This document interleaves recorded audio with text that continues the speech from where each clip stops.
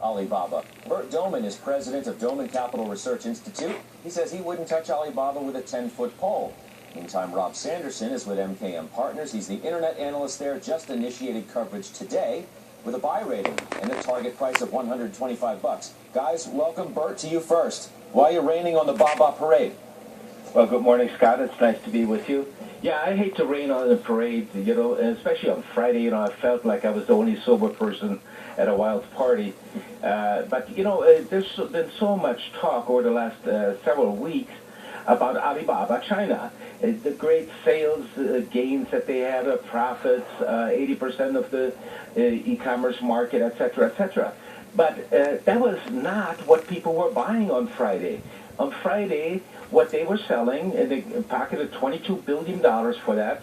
Jack Ma, who says, trust me, and he pocketed $22 billion for selling a shell company. A shell company that has no right in the assets, has no shareholder rights in Alibaba, and all they've got is a contract to share in the profits. The profits to be determined by Jack Ma and his insiders. Rob, he makes, pretty sober points. Is he right or wrong?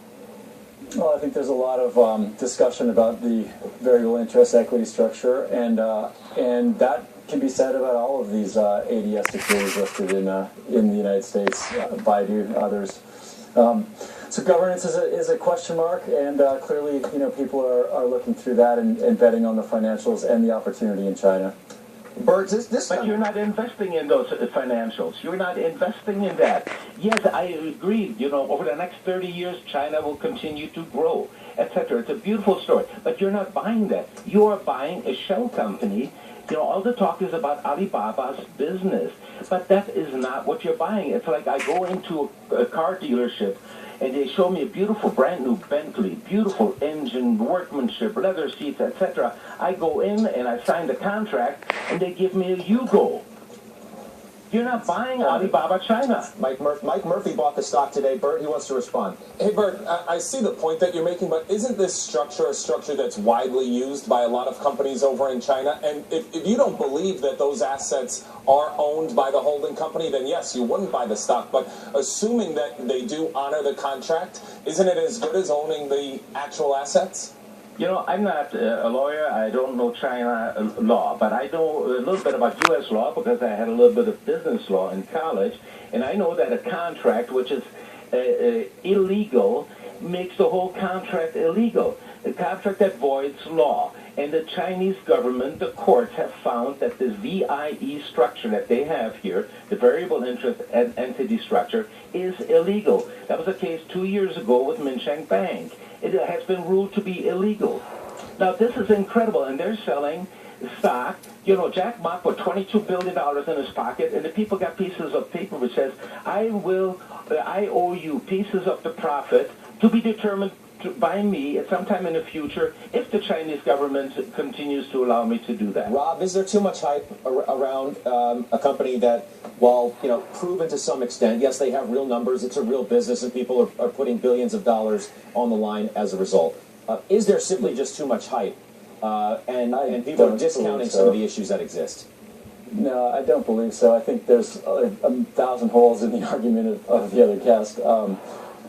Probably not worth going down all of those rat holes, but we don't have time for 1,000, but you can give us a couple major ones. Well, first of all, Jack Ma didn't put $22 billion in his pocket. I mean, the majority of this was sold by Yahoo and other insiders, and the rest was raised by the company. And it's anyway. Back to the point on the fundamentals. No, I mean, there's tremendous opportunity in this market. It's extremely fragmented. The market in China is moving to electronic commerce before you even build out brick and mortar retail infrastructure.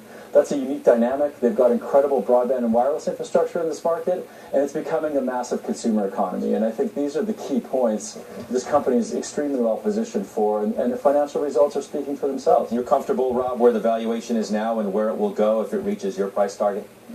Yeah, I am, absolutely. I mean, the earnings growth is pretty tremendous, and they're in a cycle where they're spending a lot, so an aggressive OPEX expansion, and you're getting deflationary top line because of the move to mobile. Those are transitory issues, and you really open up a lot of earnings growth and earnings power. And our target, we're arguing for 32 times 16 earnings, and that's a PE to growth of less than 1, and you don't find that in high-growth internet stocks very often. All right, we'll make that the last word. Rob, thanks. Bert, or thanks to you. We'll talk to you again soon, I hope. Okay. All right, time to our Trader Blitz now. 4 trades on